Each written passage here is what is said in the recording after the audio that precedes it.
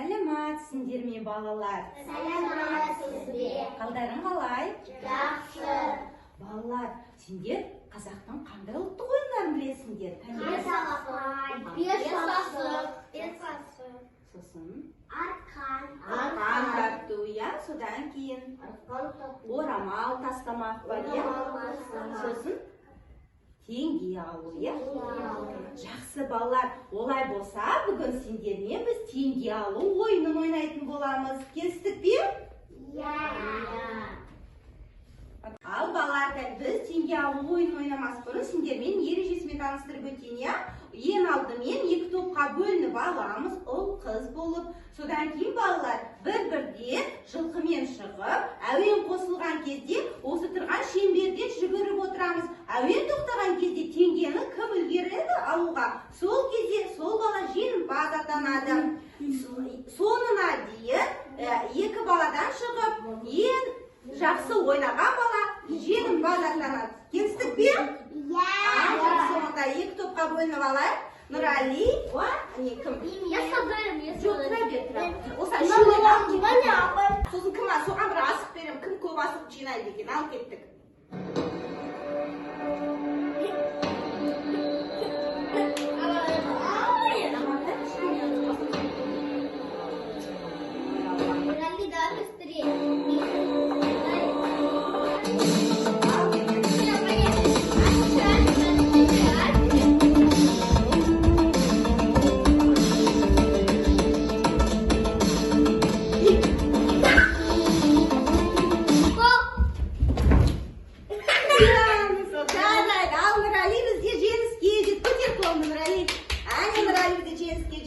Жақсы, рахмет. Енді сен жылқынды кімге бере қой?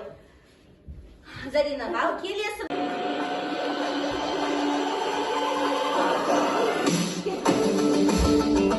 Жақсылап шабамыз, бала, жақсылап шабамыз.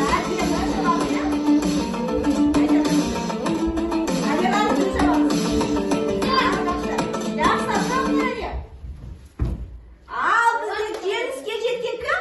Кәне, Тамерлан көрсетіп қой. Жетті ме жеңіске? Мен саған бір асық берейін, иә? Жеңіске жеткен. Ал келесіде енді бізде ойнайтын Әділ мен Зере. Ал кәнекей бастаймыз. Кел жақында Әділ. Жақында.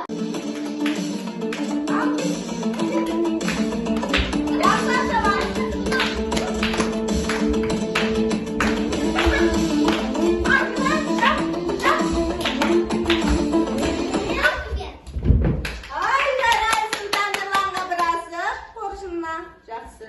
Ал кәнекей енді Тамерлан, сен кіммен жүресің? Әділмен, Әділ жеңді ғой, иә бізде? Мен хочу Әділмен, Зеремен. Кеттік, ақырын тұрамыз, кеттік, ал жақсы тұрамыз.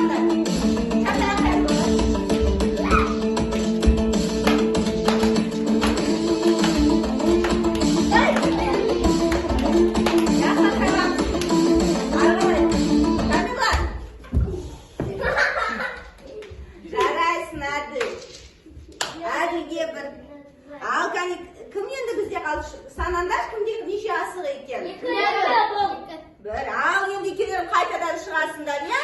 Апа, мен Зеремен шығып. Жоқ, балалар, жеңген балалар ғана шығады. Ал кәне, кеттік соңғы рет Әділмен бізде ойнайды.